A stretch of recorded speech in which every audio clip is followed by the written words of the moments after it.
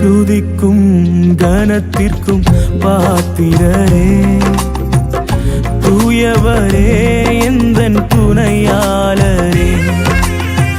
துதிக்கும் மகிமைக்கும் பாத்திரரே, மகிமையே எந்தன் மனவாளரே. ஆராதனை ஆராதனை ஆராதனை உமக்கே ஐயா. ஆராதனை ஆராதனை ஆராதனை. ஆவியின் திரியக ஆசீர்வாதம் நம் அனைவரையும் வழிநடத்தி காப்பதாக. ஆமேன். இந்த நாளின் காலை நேர சிந்தனைக்காக யோசுவா 10ஆம் அதிகாரம் 7வது வசனம். உடனே யோசுவாவும் அவனோடு கூட சகல யுத்த மனுஷரும் பராக்கிரமசாலிகளும் கில்காவுக்கு போனார்கள். இந்த கிபியோனர்கள் வந்து கேட்கும் பொழுது மனமிறங்கி யோசுவா அங்கே கீழ்ப்படிந்தவராக, அந்த மக்களுக்கு மனம் இறங்கினவராக செல்கிறான்.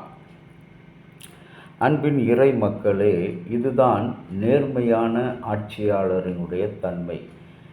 தான் அரசாட்சியில் இருக்கும்போது, தான் தலைமை பொறுப்பில் இருக்கும் பொழுது யோசுவா அந்த கிபியோனர்கள் தனக்கு விரோதமாக பல ராஜாக்கள் கூடி எங்களை அழிக்க யுத்தம் செய்ய வருகிறார்கள், ஆகவே நீர் எங்களுக்கு மனமிறங்கி எங்களை ரட்சித்து எங்களுக்கு உதவி செய்ய வேண்டும்.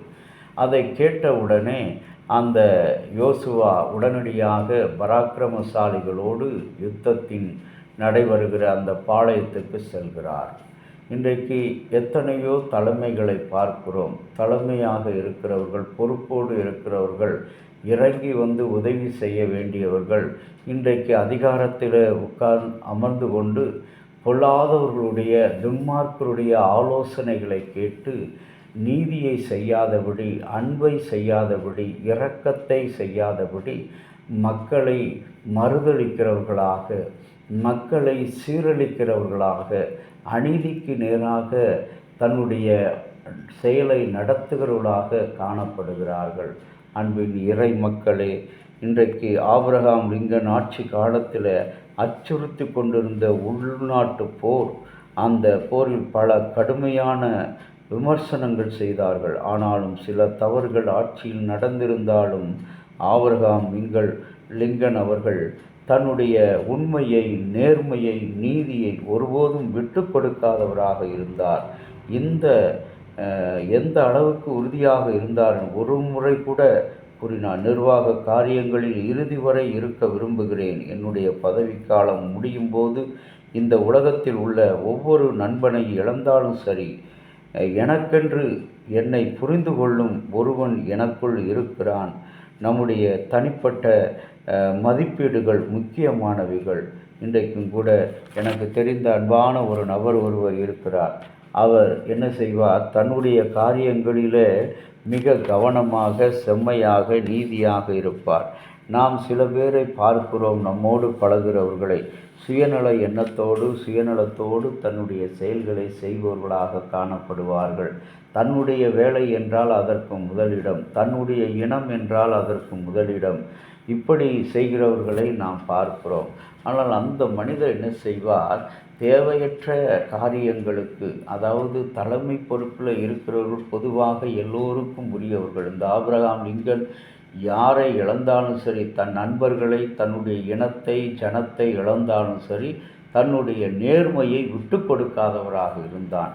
தன்னுடைய நிர்வாகத்திலே உண்மையை, நீதியை நிலைநாட்டுகிறவர்களாக இருந்தான். இந்த யோசுவா அந்த கிபியோனுகளுக்கும் இவர்களுக்கும் விரோதம் இருந்தாலும் அவன் விட்டு கொடுக்காதவர்களாக இறங்கி அந்த பிள்ளைகளுக்காக யுத்தம் செய்த நிலையை பார்க்கிறோம். ஆண்டவராகிய இயேசுவும் யாரெல்லாம் என்னிடத்தில் வருகிறீர்களோ உங்களுக்கு நித்திய வாழ்வை நான் தருவேன் என்று வாக்கு கொடுக்கிறார். அப்படிப்பட்ட சிந்தையோடு இந்த நாளை நாம் துவங்குவோம். கர்த்தர் இந்த நாளிலும் சிறப்பாக நமக்கு கொடுத்திருக்கிற ஆசீர்வாதமான ஒரு நாளாக இருக்கின்ற இந்த நாளில் நிலாவில் கால் வைத்த ஒரு நாள். அமெரிக்கா அப்பல்லோ என்கின்ற விண்கலம் நிலாவில் கால் வைத்த ஒரு நாளாக இன்றைக்கு கொண்டாடப்படுகிறது. இந்த நாளிலும் கூட நம்முடைய வாழ்க்கையிலும் ஆண்டவராகிய இயேசு கிறிஸ்து கால் வைக்க விருப்பப்படுகிறார். ஆயத்தமா ஆண்டவரை நோக்கி மன்றாடுவோம். இரக்கமுள்ள கடவுளே, எங்களிலே வாரும், எங்களுடைய வாழ்விலே வாரும், சிந்தையிலே வாரும், செயலிலே வாரும். உம்முடைய அன்பான இரக்கங்களை, கிருபைகளை எங்களுக்கு பெற்றுத்தாரும். இறைமகன் இயேசுவின் வழியாக வேண்டுகிறோம் ஜீவனுள்ள நல்ல பிதாவே, ஆமேன். தந்தையாகிய கடவுளின் அன்பும் மைந்தராகிய இயேசுனுடைய அருளும் பரிசுத்த ஆவியினுடைய நல்ல உரம் பாதுகாப்பு உங்கள் அனைவரோடு இருப்பதாக. ஆமேன்.